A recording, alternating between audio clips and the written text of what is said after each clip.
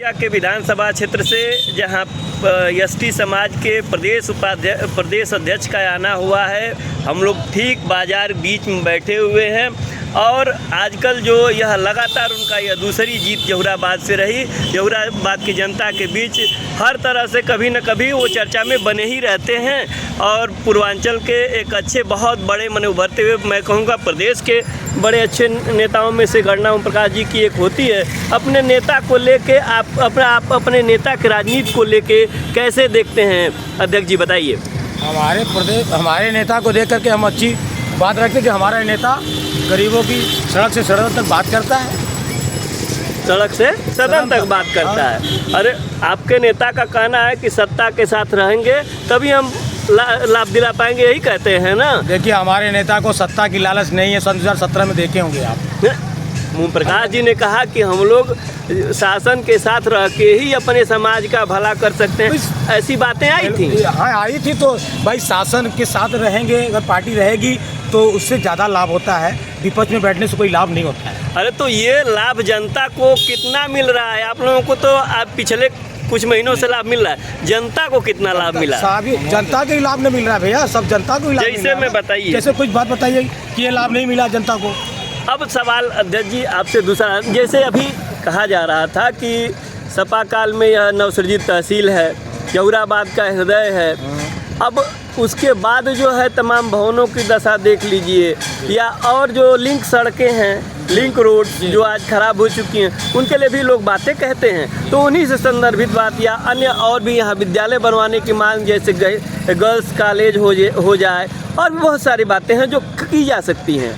तो अब उस सूरत में आप क्या कहेंगे? ठीक है, हम तो अभी हम जहुराबाद, एक जो आपने काशमाबाद बताया कि हृदय है, तो हम इस रोड से आए हैं।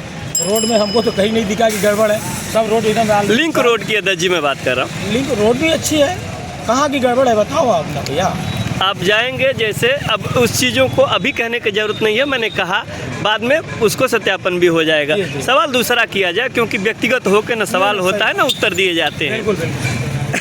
अब आ गया अति पिछड़ा और SC/ST, इसकी राजनीति का। जी जी, अखिलेश जी का दावा अपनी जगह और आपके नेताजी का दावा अपनी जगह, तो आखिर दोनों लोगों के राजनीति में अति पिछड़ा या पिछड़ा अनुसूचित कहाँ सुरक्षित पाएगा, कहाँ देख रहा है अपना भविष्य? देखिए अनुसूचित जहाँ सुरक्षित पा रहा है, और जो भी उनका दुख में सम्मिलित हो रहा है, जो उनकी लड़ाई लड़ रहा है, चाहे वो आवास का मामला हो, चाहे शौचालय का मामला हो, चाहे जल निगम की पानी की मामला हो, गरीबों को और क्या चाहिए, यही चाहिए ना। दवा का बात हो, शिक्षा की बात हो, हमारे नेताजी कहते हैं ना समान शिक्षा, बिजली फ्री, ये सब हमारे नेता भी जो चल रहा था। अभी देखिए अभी छूट आपको मिला था, ये हमारे नेताजी का जो है था कि भाई गरीबों का बिजली का माफ कैसे हो। देखिए समस्या समाधान हुआ, ये हमारे नेताजी का, योगी जी से, माननीय मुख्यमंत्री योगी जी से कह करके इन्होंने ये ऐसा। किस संदर्भ में एक बार बताएं? क्या ये बिजली विभाग, बिजली का जो बिजली फ्री की बात हमारे नेताजी कर रहे थे, जो बकाया बिजली था, ये हमारे नेताजी ने माननीय मुख्यमंत्री योगी जी से बात रखा था, और ये देखिए समस्या का समाधान हुआ।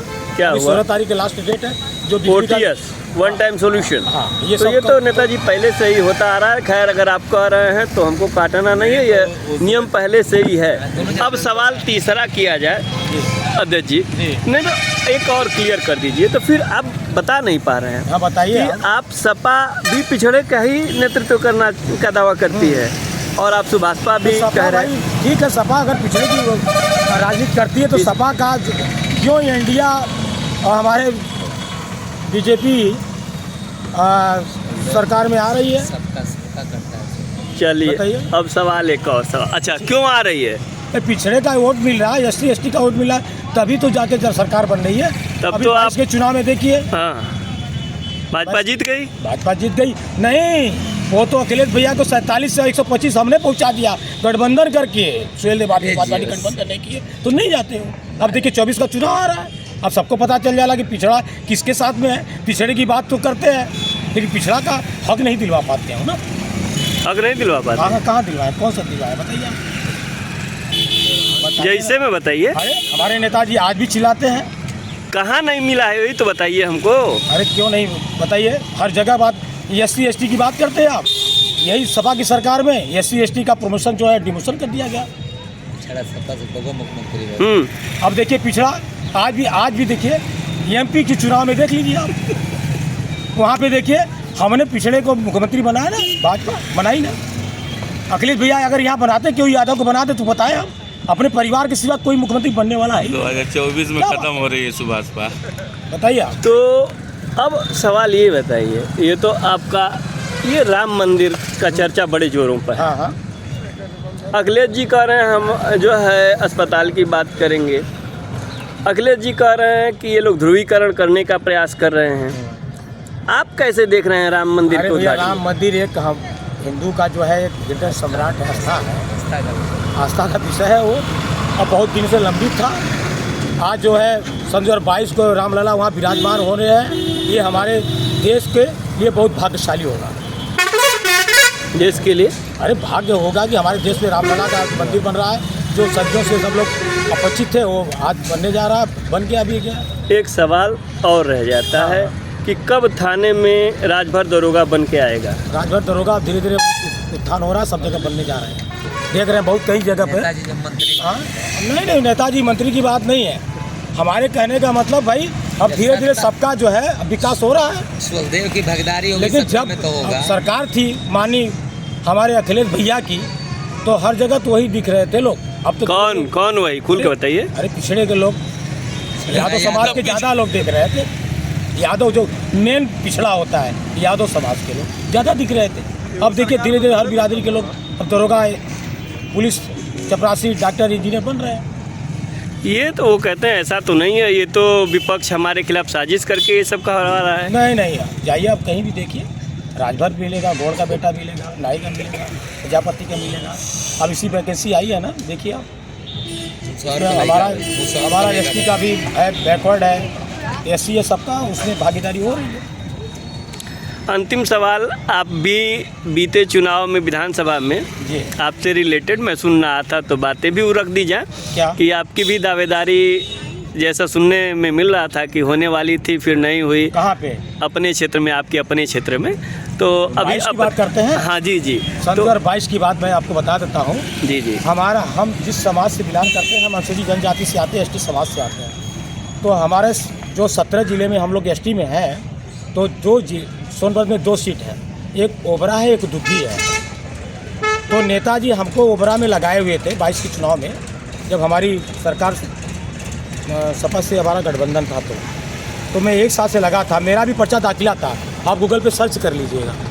मैं भी वहाँ पर्चा भरा, मेरा भी निशान, छड़ी निशान आई, लेकिन वहाँ पे एक सुनील कुमार गोंड जी सपा के प्रत्याशी उतारे गए। यही तो बात है ना, हमारी दूरियाँ भी सपा से क्यों बढ़ी? इसलिए बढ़ी कि कि अगर हम गठबंधन में हैं तो 2 सीट है, तो 1 सीट आप लीजिए, गठबंधन में हमको दीजिए। उन्होंने दोनों प्रत्याशी अपना उतार दिया। हमारे नेता कहें जाओ आप भी जाओ, हमने पर्चा दाखिल किया, हमारा भी वैध हुआ, हमारा भी छड़ी निशान MBL में आई, और वो भी लड़े थे। लेकिन मानी हमारे अखिलेश जी वहाँ गए तो उन्होंने कहा कि भाई राकेश जी आप पीछे हट जाइए, मेरा प्रत्याशी लड़ेगा और हमारा सरकार बन जाएगा तो आपको उचित स्थान दिया जाएगा। न सरकार बनी, न मुझे स्थान मिला।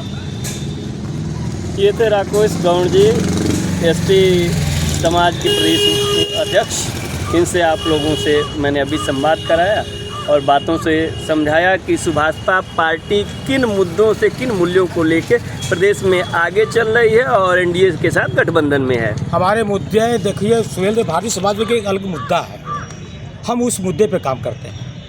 आपको पता है समान शिक्षा हो और जिसकी जितनी भागीदारी है, हिस्सेदारी, वो हमने आवाज़ लड़ाया। आज उसी बात को माननीय अखिलेश जी उसी बात को कह रहे हैं। ये तो पहले हम लोग, तो आप लोगों ने तो छोड़ के समझौता कर लिया ना अपने मुद्दे को। नहीं, आज भी मुद्दा हमारा जिंदा है उनके साथ में। हम मुद्दे से समझौता नहीं करते हैं, हम पार्टी समझौता करते हैं, मुद्दे समझौता करने वाले नहीं हैं। चाहे किसी भी पार्टी, चाहे भाजपा हो, चाहे किसी, हमारे मुद्दे आज भी जीवित है, हम मुद्दे से चल रहे हैं, ऐसा कुछ नहीं। तो मुद्दों को मान के गठबंधन हुआ है कि मुद्दे को पीछे रख के? मान लीजिए, मांग के हुआ है, मान लीजिए। चलिए, आपने अपने कीमती विचार रखे, इसके लिए धन्यवाद।